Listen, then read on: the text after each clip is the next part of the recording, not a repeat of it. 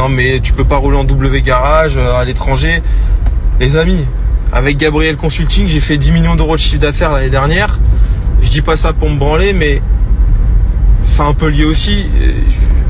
Je connais les lois, je sais comment fonctionne la vie, je sais, donc c'est gentil, je sais que c'est pas malveillant comme vous dites ça, mais dites-vous que sans me vanter, et je vais encore paraître arrogant, vous avez quelqu'un là qui a la tête un minimum correctement constituée. Souvent, je sais les choses mieux que les autres.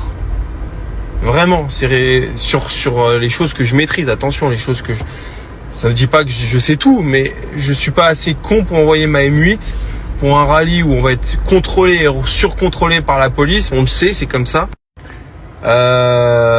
Pour y aller avec mes W garage. Donc, évidemment, j'ai fait un WW, car c'est totalement légal. Ils sont là. Et j'en profite pour faire une petite pub à mes amis de la Malle pour tous, parce que vous êtes très nombreux à chaque fois à me dire comment tu fais pour avoir cette typologie. Elles sont trop belles ces plaques.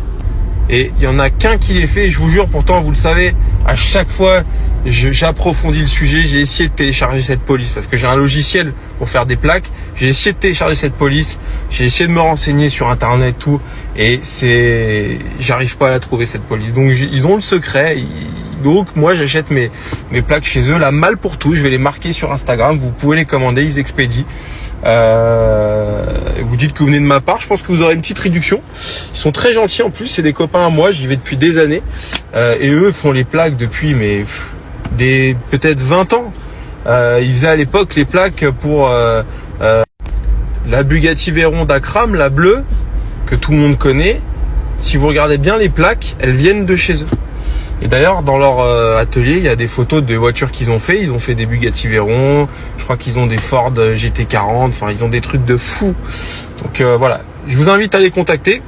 Et donc je repars sur mon premier propos. Putain, je pars dans tous les sens, ça n'a ni queue ni tête ma story. Et donc mon premier propos, c'était que j'étais au feu rouge avenue de la Grande Armée, je sortais de la Malle pour tous, et là je vois un mec traverser en costard. Certain âge, 60 ans, 70 ans, cheveux gris. Beau costard, bien taillé. Tu sens que c'est le costard du mec qui a un peu réussi, qui a un peu de bouteille. C'est pas le costard comme moi, le premier costard que j'achète, tu vois, je le porte mal. Bon, t'as compris, c'est un mec, tu sens qu'il a porté des costards toute sa vie.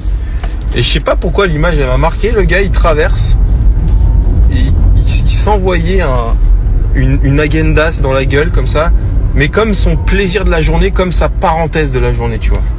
Et ça, c'est un truc que je me refuse, que j'ai jamais fait de ma vie.